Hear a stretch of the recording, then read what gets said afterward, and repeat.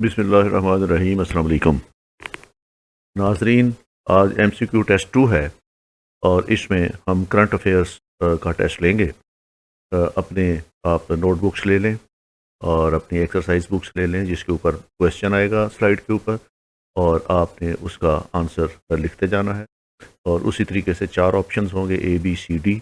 आपने हर क्वेश्चन के आगे जो आपके हिसाब से करेक्ट ऑप्शन है उसको लिख लेना है, और साथ साथ मैं आपको इसका जो है वो आंसर्स भी साथ साथ बताता जाऊंगा। जब ये एक्सरसाइज ख़त्म होगी, लेक्चर ख़त्म होगा, तो उसके बाद आपने अपना टोटल कर लेना है और ये देखना है कि आपके इस एक्सरसाइज में कितने नंबर आए हैं। टोटल 50 MCQs हैं और आइडियल सिचुएशन में आपके नंबर जो हैं वो 40 से ज़्यादा होने चाहिए, और अगर 35 और उससे ऊपर आते हैं तो मैं रेट करूँगा कि आपका रिज़ल्ट अच्छा आया है, और अगर 35 से कम है तो फिर आपको मज़ीद मेहनत करने की ज़रूरत होगी। तो ये MCQ टेस्ट 2 है और इसमें हम करंट अफेयर्स के 50 MCQs को अटेम्प्ट करेंगे। तो आए टेस्ट शुरू करते हैं। क्वेश्चन नंबर 1 है करंट अफेयर्स का। During general election 2024 in India, BJP was able to win how many general seats out of 543 seats? Options हैं 315, B 290, C 340 and D 240। Bharat में जो 2024 में इलेक्शन हुए उसमें भारतीय जनता पार्टी ने 543 में से कितनी सीटें जीती हैं? तो ऑप्शन है आपके पास A 315, B 294, C 340 और D 240। तो आप एक ऑप्शन एक्सरसाइज कर लें। Let's see the result. Correct answer is D 240। Bharatiya Janata party को 2024 के इलेक्शन में 543 सीटों में से 543 सीट्स में से 240 सीटें मिली हैं। तो D option is the right answer. Question number 2 है आपके पास। Ismail Haniyeh, the political leader of Hamas, was assassinated along with his personal bodyguard in the Iranian capital Tehran on। Ismail Haniyeh जो Hamas leader है, इसको assassinate किया गया है Iran में। किस तारीख को इसको असैसिनेट किया गया है? The answer options are A 29 July 2024, B 5 August 2024, C 31 July 2024 या 27 July 2024। Hamas leader Ismail Haniyeh को ईरान में असैसिनेट किया गया है। किस तारीख को असैसिनेट किया गया है? आपने इसकी तारीख बतानी है। And the correct answer is 31 July 2024। Hamas leader Ismail Haniyeh को 31 जुलाई 2024 को ईरान के शहर तेहरान में असैसिनेट किया गया था। Let's move to question number 3। Question number 3 current affair test 1 का है। Which political party won the general election in United Kingdom in 2024? हालिया दिनों में बरतानिया में जनरल इलेक्शन हुए हैं और इसमें जो पार्टियां इलेक्शन कॉन्टेस्ट कर रही थी उनमें आपने ये बताना है कि ये इलेक्शन किस पॉलिटिकल पार्टी ने जीते हैं। और जो पार्टीज हैं, option A is conservatives, option B is Labour party, and option C is liberal Democrats, and option D is green party. बरतानिया में होने वाले हालिया आम इंतखाबात में कौन सी पॉलिटिकल पार्टी ने अक्सरियत हासिल की है? ऑप्शन है A Conservatives, B Labour Party, C Liberal Democrats and D is the Green Party. तो correct answer is Labour Party. बरतानिया में हालिया इंतखाबात में लेबर पार्टी ने अक्सरियत हासिल की है और वहां उन्होंने अपनी हुकूमत बनाई है। Let's move to question number 4। Current affair test 1 का क्वेश्चन नंबर 4 है। Who became prime minister of United Kingdom after election 2024? हालिया दिनों में जो इलेक्शन हुए हैं जिसको लेबर पार्टी ने जीता है, इस इलेक्शन के नतीजे में बरतानिया में कौन सी शख्सियत प्राइम मिनिस्टर बनी है? ऑप्शन है आपके पास A Rishi Sunak, B Adrian Ramsay, C Edward Jonathan Davey and D Keir Starmer. तो इनमें से कौन बरतानिया का वजीर आजम बना है। पिछली स्लाइड पे हम देख चुके हैं कि लेबर पार्टी ये इलेक्शन जीती थी, तो लेबर पार्टी की तरफ से वजीर आजम बने थे। तो आपने इन ऑप्शंस में उनका नाम बताना है। ऑप्शन है Rishi Sunak, Adrian Ramsay, Edward Jonathan Davey and Keir Starmer. तो करेक्ट आंसर है इसका कि बरतानिया में हालिया इंतखाबात के नतीजे में लेबर पार्टी इलेक्शन जीती है, तो उसकी तरफ से कीर स्टारमर जो हैं वो बरतानिया के वजीर आजम बने हैं। तो option D is the right answer. Question number 5 है, how many seats were one by the labour party in 2024 elections in UK. तो लेबर पार्टी ने कितनी सीटें जीती थी बरतानिया में जो अभी इलेक्शन हुए हैं 2024 में। ऑप्शन है 275, B 354, C 295 and D is 411। बरतानिया में लेबर पार्टी ने 2024 के इलेक्शन जीत लिए हैं। उन्होंने 2024 के इलेक्शन में कितनी सीटें जीती थी। A option is 275, B option is 354, C option is 295 and D option is 411। तो इसका करेक्ट आंसर इज कि लेबर पार्टी ने बरतानिया में होने वाले इलेक्शंस में 411 सीटें जीती हैं। तो इस तरह D option is the right answer. Question number 6 है, in which city the 50th G7 summit was held from 30th to 40th June 2024। G7 countries की एक कॉन्फ्रेंस हुई है जो 50th कॉन्फ्रेंस थी, और ये 13 से लेके 15 जून 2024 तक हुई है। आपने ये बताना है कि ये कॉन्फ्रेंस किस मुल्क के अंदर हुई है। तो जो ऑप्शन है आपके पास that is A Italy, B United Kingdom, C United States of America and D Germany.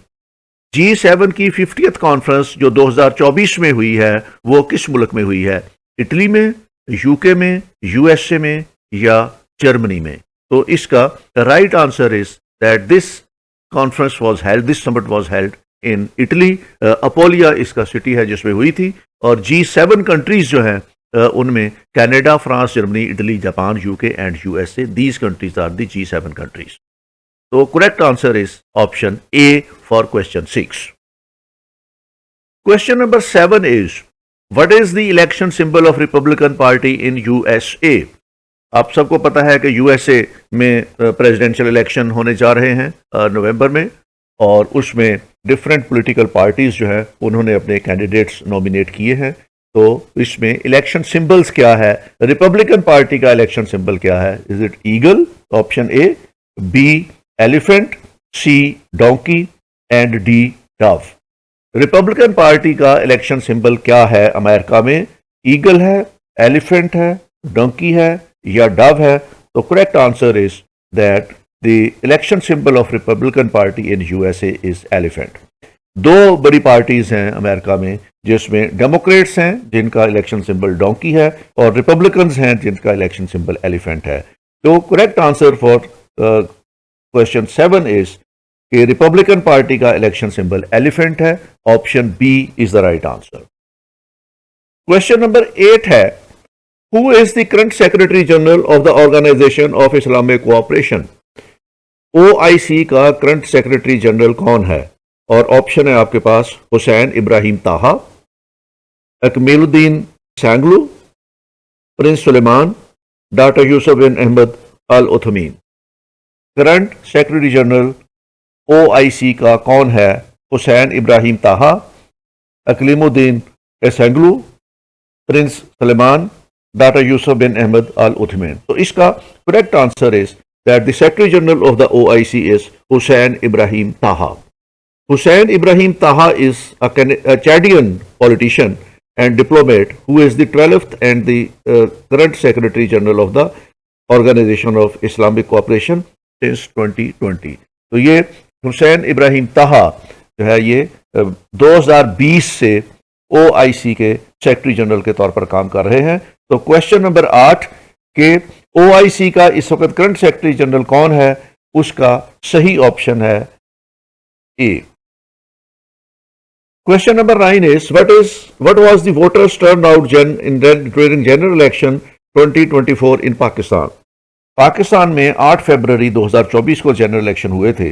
और उसमें वोटर टर्न आउट कितना रहा, जो ऑप्शन है हमारे पास, ए 47.8%, बी 52.9%, सी 46.3% एंड डी 56.6%।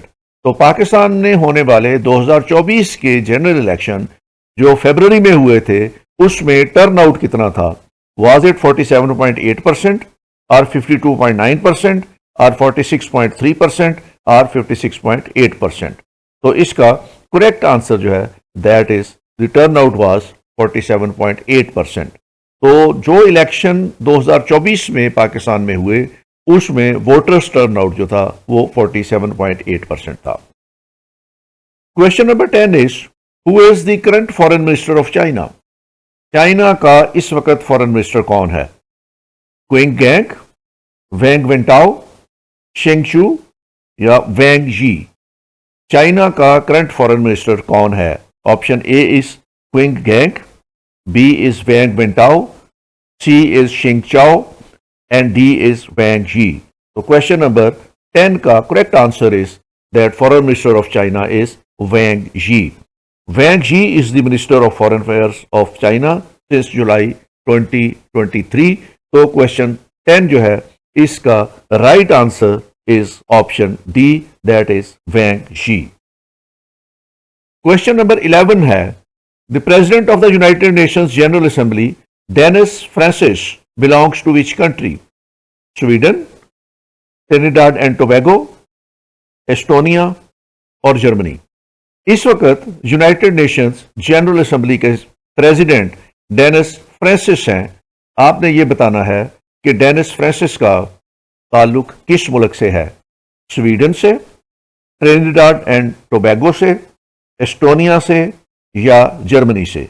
तो क्वेश्चन नंबर 11 का करेक्ट आंसर है the president of United Nations General Assembly Dennis Francis belongs to Trinidad and Tobago. Dennis Francis is a diplomat from Trinidad and Tobago. On 1st June 2023, he was elected to serve as President of the United Nations General Assembly, beginning his term on 5th September 2023. तो Francis जो है वो 2023 से United nation general assembly के president के तौर पर खिदमत सर अंजाम दे रहे हैं। क्वेश्चन नंबर 11 का करेक्ट आंसर जो है that is B, Trinidad and Tobago. Question number 12 है the currency of Mozambique is? Mozambique की करेंसी का क्या नाम है? Option is A leu, B kyat, C metical, D ouguiya. तो इसमें मोजाम्बिक की करेंसी का नाम option A leu, B kyat, C metical, D ouguiya. तो इसमें correct answer is option C, Mozambique की करेंसी का नाम जो है ये मेटिकल है। क्वेश्चन नंबर 12 का करेक्ट आंसर जो है that is option C. Question 13 is USA secured first position in Paris Olympics 2024. How many gold medals did USA won in 2024 Olympic games? Question ये है कि इस वक्त जो ओलंपिक्स हुए हैं 2024 में पेरिस में, उसमें यूएसए जो है उसने कितने गोल्ड मेडल हासिल किए हैं? यूएसए ने पहली पोजीशन हासिल की थी, हमने सिर्फ उसके गोल्ड मेडल की तादाद बतानी है। ऑप्शंस क्या है? A is 54, B is 46, C is 40 and D is 34। America ने पेरिस ओलंपिक्स 2024 में गोल्ड के कितने मेडल्स हासिल किए थे? 54, 46, 40 या 34? तो इसका सही आंसर है कि अमेरिका ने 40 गोल्ड मेडल हासिल किए थे। वो टॉप पोजीशन पे थे और उन्होंने 40 मेडल हासिल किए थे। जो मेडल्स की तादाद है उसमें यूएसए 126 मेडल के साथ नंबर 1 पे था, चाइना 91 मेडल के साथ, जापान 45 मेडल के साथ तीसरे नंबर पे था। जो गोल्ड मेडल थे चाइना के और यूएसए के वो 40-40 थे, लेकिन अमेरिका को चूंकि ओवरऑल ज्यादा मेडल मिले थे तो इसलिए फर्स्ट पोजीशन जो थी वो यूएसए की थी। तो क्वेश्चन नंबर 13 का right answer is option C 40। Question number 14 है नेम द जर्मन चांसलर। इस वक्त जर्मन चांसलर कौन है? और ऑप्शंस हैं आपके पास Angela Merkel, Stefan Becker, Olaf Scholz या हेयरली जॉर्ज। जर्मन चांसलर कौन है? एंजेला मर्कल हैं, स्टीफन बेकर हैं, ओलफ शॉल्स हैं या हेयरली जॉर्ज हैं? तो राइट आंसर इस वक्त जर्मन चांसलर ओलफ शॉल्स हैं। The current office holder is Olaf Scholz of the SPD, who was elected in December 2021, succeeding Angela Merkel. So, question number 14 का correct answer is option C. Question number 15. In which year the foundation of Shanghai Cooperation Organization was laid? Shanghai Cooperation Organization किस साल में बनी है? A 2000 में, B 1998 में, C 2001 में, D 2003 में। शंघाई कोऑपरेशन ऑर्गेनाइजेशन का वजूद किस साल में आया? 2000 में, 1998 में, 2001 में, 2003 में। तो करेक्ट आंसर है कि शंघाई कोऑपरेशन ऑर्गेनाइजेशन 2001 में मार्च से वजूद में आई थी। तो क्वेश्चन 15 का answer is option C. Question number 16 is South Asian Association for Regional Organization (SARC) was established in। कि सार्क का वजूद कब बना? सार्क कब मार्च से वजूद में आई? 2001 में, 1999 में, 1985 में या 1987 में? तो इस क्वेश्चन का आंसर है कि सार्क 1985 में मार्च से वजूद में आई थी। सार्क या regional south Asian association for regional cooperation 1985 में बनी थी। ये मैं आपको वैसे बता दूं कि ये ढाका में इसका क्याम अमल पजीर हुआ था। Question number 17 is in which country the 2024 United Nations climate change conference और COP29 विल बी हेल्ड? किस मुल्क में COP29, किस मुल्क में इसका इजलास होगा या मीटिंग होगी?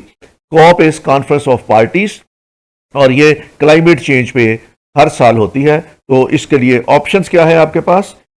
ए Azerbaijan, B India, C France और D USA.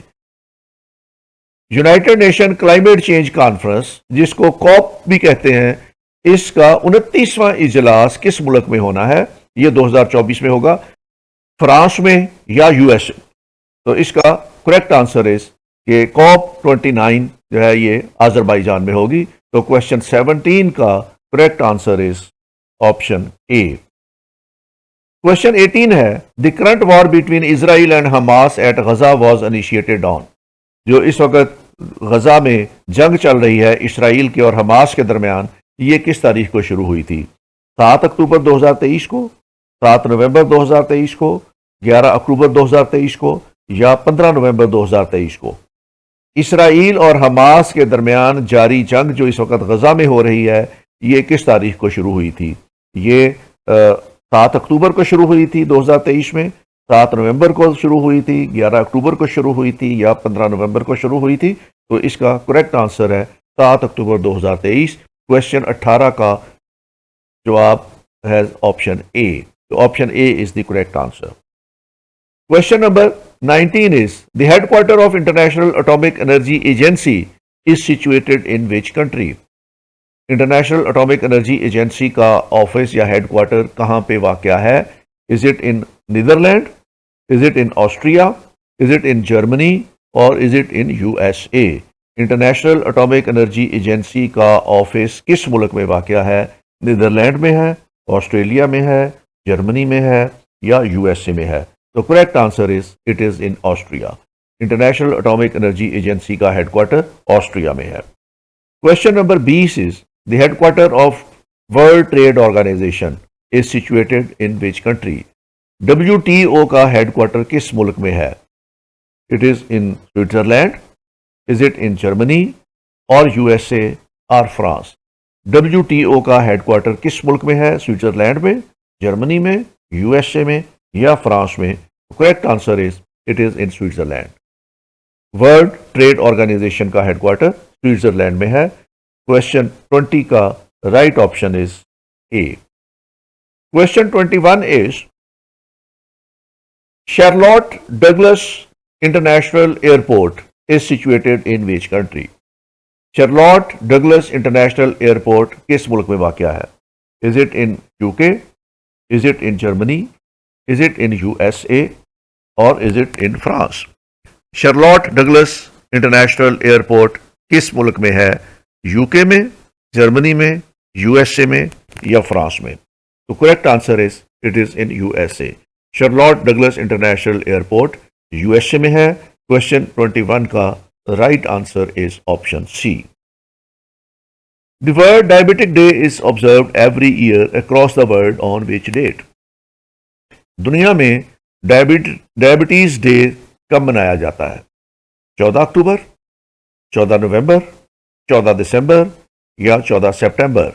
World diabetes day किस तारीख को मनाया जाता है? Correct answer is option B, that is 14 November. दुनिया में वर्ल्ड डायबिटीज डे 14 नवंबर को मनाया जाता है। Answer of question 22 is option B. Question number 23. Which country would host ICC Champions Trophy 2026? ICC Champions Trophy cricket की एक ट्रॉफी है। ये इसका जो 2026 का वर्जन है ये किस मुल्क में होगा? Options R India, Pakistan, England या श्रीलंका। 2026 में होने वाली आईसीसी चैंपियंस ट्रॉफी किस मुल्क में होगी? इंडिया में, पाकिस्तान में, इंग्लैंड में या श्रीलंका में? क्वेश्चन 3 का correct answer is option B. 2026 की आईसीसी चैंपियंस ट्रॉफी पाकिस्तान में होगी। तो क्वेश्चन 23 का correct option is B. Question 24. China-Pakistan economic corridor was signed between China and Pakistan on which date? Pakistan और चाइना के दरमियान होने वाला चाइना पाकिस्तान इकोनॉमिक कॉरिडोर या सी पैक किस तारीख को साइन हुआ? इट वाज दिसंबर 16, 2014, अप्रैल 20, 2015, मार्च 17, 2015 या नवंबर 16, 2014। तो इसका करेक्ट आंसर क्या है कि सी पैक किस तारीख को साइन हुआ? दिसंबर 16 को, अप्रैल 20, 2015 को, मार्च 17, 2015 को या नवंबर 16, 2014 को? तो इसका करेक्ट आंसर इज कि सी पैक पाकिस्तान और चाइना के दरमियान अप्रैल 20, 2015 को साइन हुआ था। तो इस तरह option B is the right answer for question 24। Question number 25 है, in 2014 Russia occupied which area of Ukraine? 2014 में रशिया ने यूक्रेन के एक इलाके पर कब्जा किया था। आपने ये बताना है कि वो इलाका कौन सा था। जो ऑप्शन है आपके पास that are A Mariupol, B Donetsk, C Kherson या डी क्रीमिया। 2014 में रूस ने यूक्रेन के किस इलाके पर कब्जा किया था? उन इलाकों का नाम, उस इलाके का नाम बताना है और ऑप्शन है ए मारियोपोल, बी डोनेस्क, सी खरसोन और डी क्रीमिया। तो क्वेश्चन नंबर 25 का करेक्ट आंसर है option D Crimea.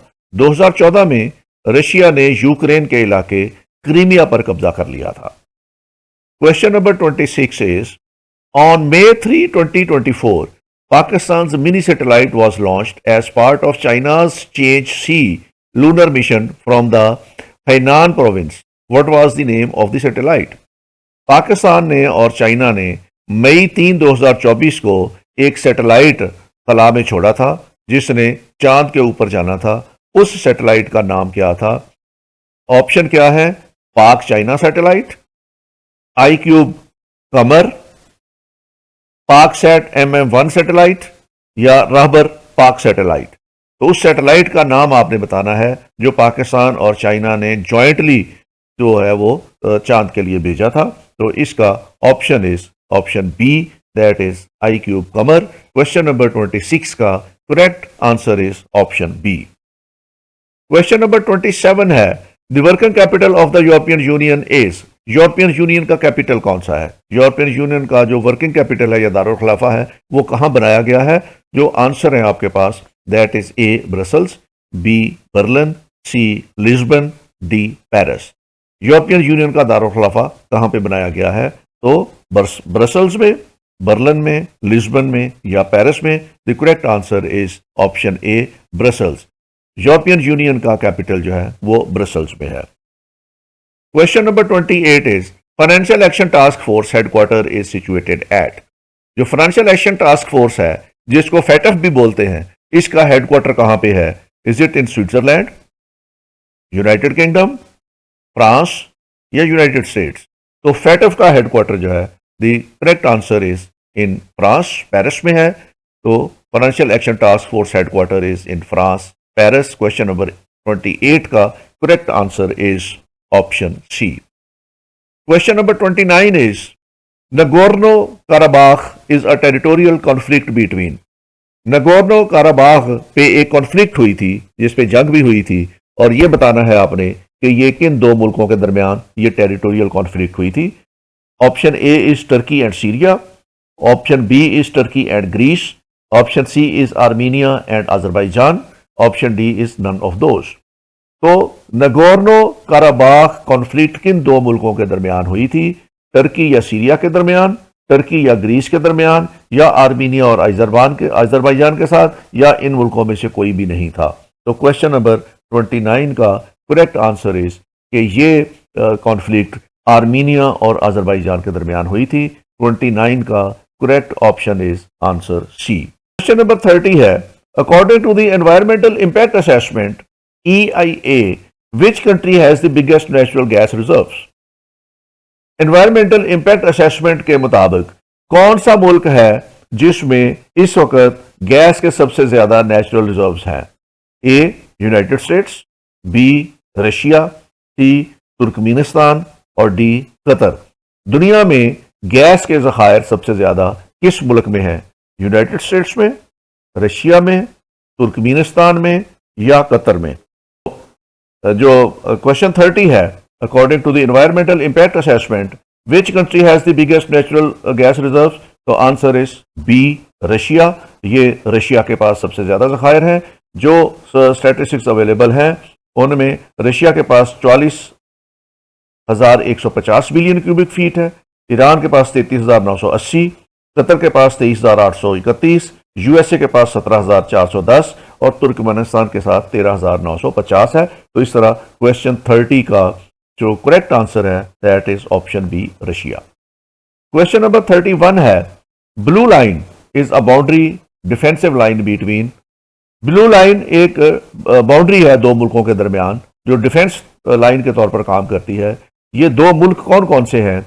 A Russia and Finland, B Poland and Germany, C Lebanon and Israel, D Germany and France.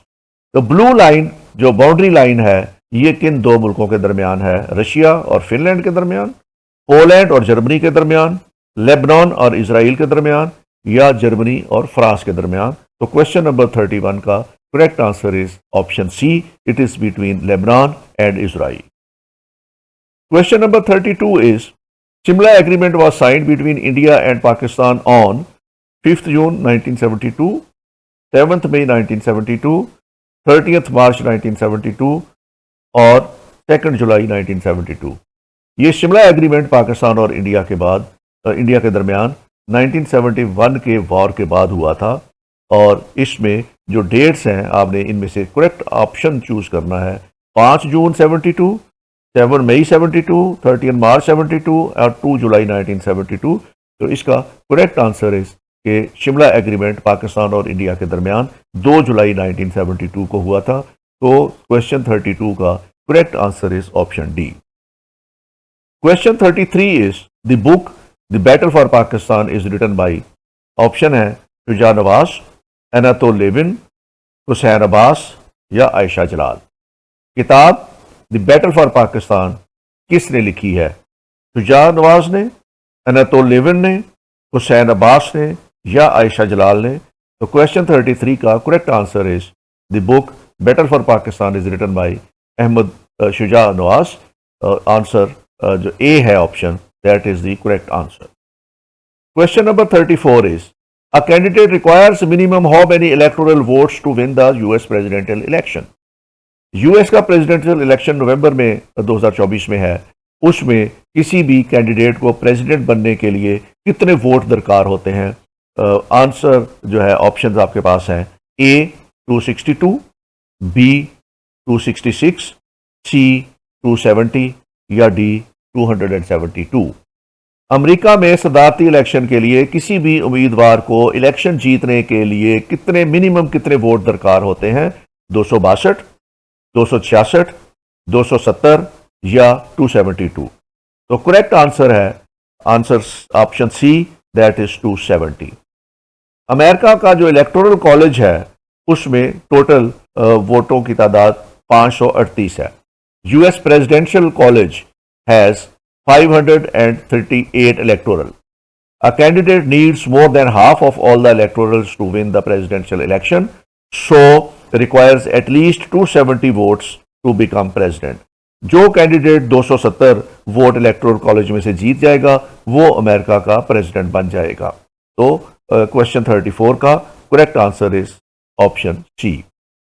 Question 35 is the quadrilateral security dialogue या Quad between Australia, India, Japan and the United States was established in which year?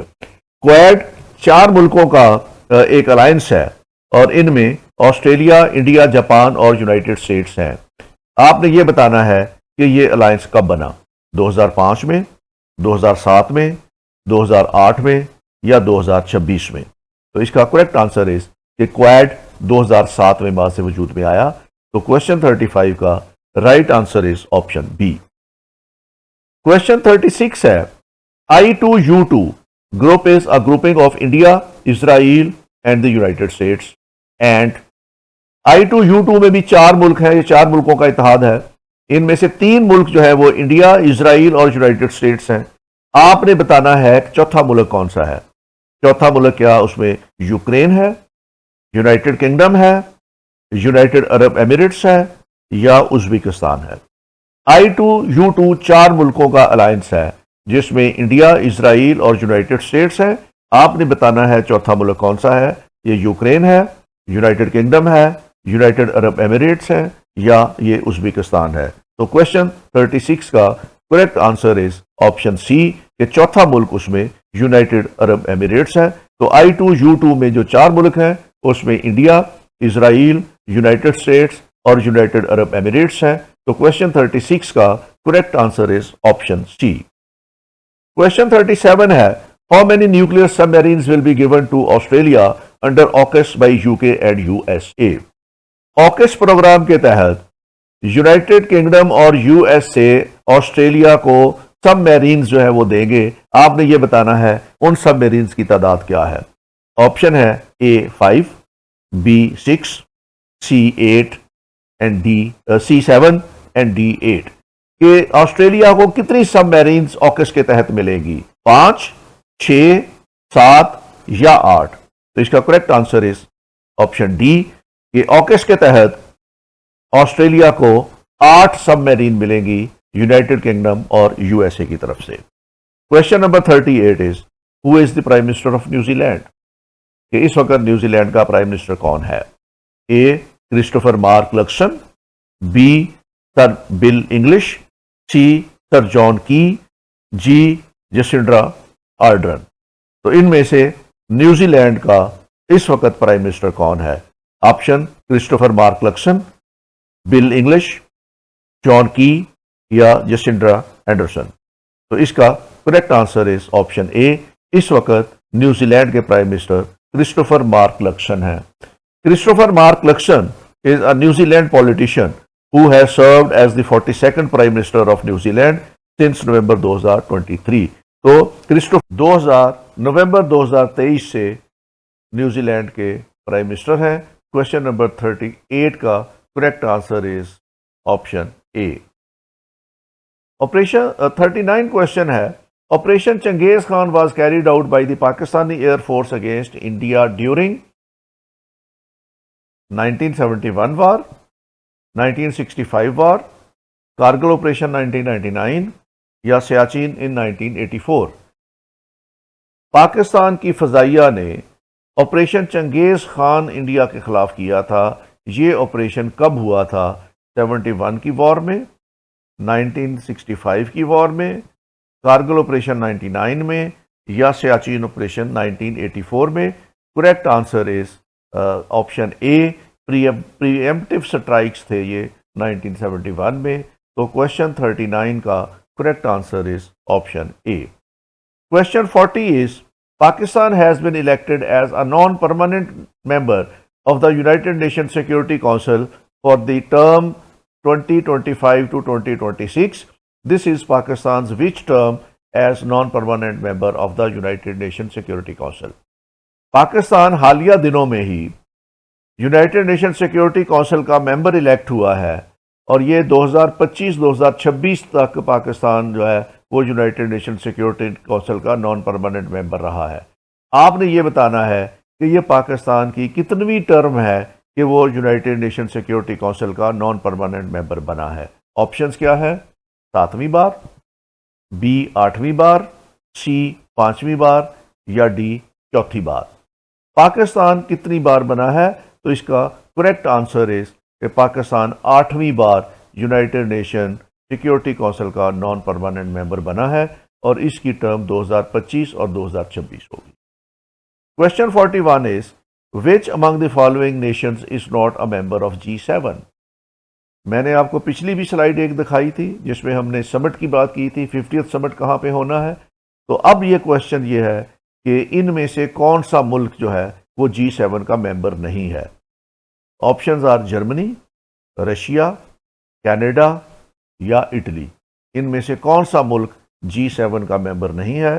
The answer is B, Russia. Russia G7 का member नहीं है। Question number 42 is how many Pakistani players participated in 2024 Paris Olympic games? Paris Olympic games में पाकिस्तान के कितने खिलाड़ियों ने हिस्सा लिया था?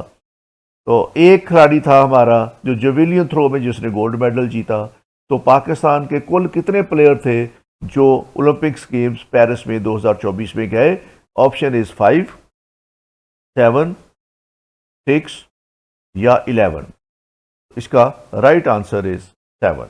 पाकिस्तान के 7 प्लेयर जो थे वो 24 के पेरिस ओलंपिक्स गेम्स में गए थे, इन्होंने पार्टिसिपेट किया था। क्वेश्चन 42 का correct answer is option C, 7। Question 43 है World Environment Day is observed on which date? दुनिया में एनवायरनमेंट डे किस तारीख को मनाया जाता है? 5 जून, 4 मई, 3 अप्रैल या 2 जुलाई? दुनिया में वर्ल्ड एनवायरनमेंट डे किस तारीख को मनाया जाता है? करेक्ट आंसर इज जून 5। तो क्वेश्चन नंबर 43 का करेक्ट आंसर इज दुनिया में एनवायरनमेंट डे 5 जून को मनाया जाता है। Question 44 is Nord Streams are 2 parallel gas pipelines, these are situated at. ये नॉर्ड स्ट्रीम जो है ये 2 गैस पाइपलाइंस हैं जो एक दूसरे के पैरेलल चलती हैं। आपने ये बताना है कि ये गैस पाइपलाइंस किस एरिया में हैं। These are in Baltic Sea, Sea of Azov, Black Sea या कैप्सियन सी। नॉर्डर्न स्ट्रीम्स किस इलाके में पैरेलल गैस पाइपलाइंस हैं? बाल्टिक सी में, सी ऑफ एजोव में, ब्लैक सी में या कैप्सियन सी में? तो क्वेश्चन 44 का correct answer is Baltic Sea. Option A is the right answer. Question 45 is currently the largest producer of palm oil is. इस वक्त दुनिया में पाम ऑयल सबसे ज्यादा किस मुल्क में बनाया जाता है? आपके पास जो ऑप्शन है उनमें ए इंडोनेशिया, बी डेनमार्क, सी न्यूजीलैंड और डी इंडिया। दुनिया में पाम ऑयल सबसे ज्यादा किस मुल्क में बनाया जाता है? इंडोनेशिया में या डेनमार्क में या न्यूजीलैंड में या इंडिया में? तो correct answer is a Indonesia. दुनिया में इस वक्त इंडोनेशिया में सबसे ज्यादा पाम ऑयल पैदा किया जाता है। क्वेश्चन 45 का correct answer is option A. Question 46 है the US Congress passed a military aid package for Ukraine on 20th April 2024 to fight against Russia. The worth of the package was. ये आप सबको पता है कि यूक्रेन और Russia की war चल रही है और उसमें जो वेस्टर्न कंट्रीज हैं और यूएसए हैं ये यूक्रेन को सपोर्ट कर रहे हैं और यूएसए ने एक पैकेज भी दिया है यूक्रेन को to fight against the Russia, और उस पैकेज की जो है वो कितने डॉलर का पैकेज है? तो ऑप्शन है 31 बिलियन, 41 बिलियन, 61 बिलियन या 71 बिलियन। तो यूएसए ने यूक्रेन को रशिया के खिलाफ जंग लड़ने के लिए जो 2024 में पैकेज दिया है वो कितने डॉलर का है? तो correct answer is that is 61 billion. तो क्वेश्चन 46 का correct answer is option C. Question 47 है the Israel UAE peace agreement is also known as. UAE ने इसराइल के साथ एक पीस एग्रीमेंट साइन किया है, उस पीस एग्रीमेंट का नाम क्या है? इट इज अब्राहम अकॉर्ड या UAE Israel peace agreement, middle east peace plan या none of the above. Israel ने यूएई के साथ जो इस वक्त पीस एग्रीमेंट साइन किया है उसको उर्फ आम में क्या कहते हैं? Abraham accord, UAE Israel peace agreement, middle east peace plan या नन ऑफ द अबव। तो करेक्ट आंसर इज कि जो यूएई इसराइल पीस एग्रीमेंट हुआ है उसको अब्राहम अकॉर्ड कहते हैं। ये क्वेश्चन नंबर 47 का correct answer is option A. Question 48 ये है लाइन ऑफ एक्चुअल कंट्रोल या LAC is a disputed border line between. जो लाइन ऑफ एक्चुअल कंट्रोल है जिसको LAC भी कहते हैं, ये किन दो मुल्कों के दरमियान है? तो ऑप्शन है Pakistan and India, USA and Canada, Japan and Philippines या इंडिया एंड चाइना। तो लाइन ऑफ एक्चुअल कंट्रोल किन दो मुल्कों के दरमियान है? Answer is the option is D. ये line of actual control is between India and China. Question number 48 का correct answer is option D. Question 49 is after the expansion of BRICS on 1 January 2024 how many members are there in the organisation. अभी recently BRICS की expansion हुई है, आपने ये बताना है expansion होने के बाद अब ब्रिक्स के ममालिक की तादाद कितनी है? Option is A 7, B 10, C 12, D 14। इस वक्त एक्सपेंशन होने के बाद ब्रिक्स में शामिल ममालिक की तादाद कितनी है? ये 7 हैं, 10 हैं, 12 हैं या 14 है? तो इसका करेक्ट आंसर इज बी। अब ब्रिक्स में ममालिक की तादाद 10 हो गई है। Brazil, Russia, India and China ये इसके पाइनियर मेंबर हैं जिन्होंने 2009 में ब्रिक्स बनाई। साउथ अफ्रीका ने 1 साल के बाद इसको ज्वाइन किया तो इनकी तादाद 5 हो गई। अब 2024 की 1 जनवरी को 5 नए ममालिक इसमें शामिल हुए हैं, तो इस तरह ब्रिक्स की तादाद 10 हो गई है। जो नए मुल्क शामिल हुए हैं उसमें Iran, Egypt, Ethiopia, United Arab Emirates जो हैं वो इन्होंने इसको ज्वाइन किया है। तो इस तरह अब इनके मुल्कों की तादाद जो है वो 10 हो गई है। Question number 50 and the last question is Aksai Chin is a disputed area between which two countries. Aksai Chin किन दो ममालिक के दरमियान एक डिस्प्यूटेड एरिया है? Is it between Pakistan and China, B Pakistan and India, C China and Russia, D China and India. Aksai Chin किन दो ममालिक के दरमियान डिस्प्यूटेड टेरिटरी है? ऑप्शन है Pakistan and China, Pakistan and India या चाइना एंड इंडिया। तो क्वेश्चन नंबर 50 का करेक्ट आंसर इज कि अक्सी चिन इंडिया और चाइना के दरमियान डिस्प्यूटेड एरिया है। तो क्वेश्चन 50 का correct answer is option D. तो इसके साथ हमारा ये टेस्ट खत्म हो गया है। उम्मीद है आपने साथ साथ अपना ये टेस्ट किया होगा और अब आप अपना टोटल काउंट करें। और अगर आपने किसी क्वेश्चन का सही आंसर नहीं लिख सके आप, तो ये मैं आपको इसकी की आपके साथ शेयर कर देता हूँ। इस की का आप स्क्रीन ले लें और स्क्रीन लेने के बाद अब आप अपना टोटल करें और टोटल करने के बाद आप देखें कि आपने इस टेस्ट में कितने मार्क्स लिए हैं। अगर आपका स्कोर 40 से ज़्यादा का है तो ये बहुत खुशाइंदा है, आपने बड़ी मेहनत की है, बड़ी तैयारी की हुई है आपने करंट अफेयर्स की, और आप CSS के असेसमेंट टेस्ट में बड़ा अच्छा स्कोर कर सकते हैं। या अगर आप 1 पेपर के स्टूडेंट हैं तो आप बड़ा अच्छा स्कोर कर सकते हैं। अगर आपके स्कोर जो है वो 35 से कम है तो फिर आपको कंपटीशन में रहने के लिए ज़्यादा मेहनत करनी पड़ेगी, एक्सटेंसिव स्टडी करनी पड़ेगी। तो आप अपना टोटल करें और टोटल जो है वो कमेंट सेक्शन में मुझे भेजें ताकि मैं ये देख सकूं कि आप कहाँ पे फॉल करते हैं, और फिर मैं आपको फर्दर गाइडेंस दूंगा कि आपने इसको इम्प्रूव कैसे करना है। तो ये था आज का लेक्चर। इसके साथ ही मुझे इजाज़त दें।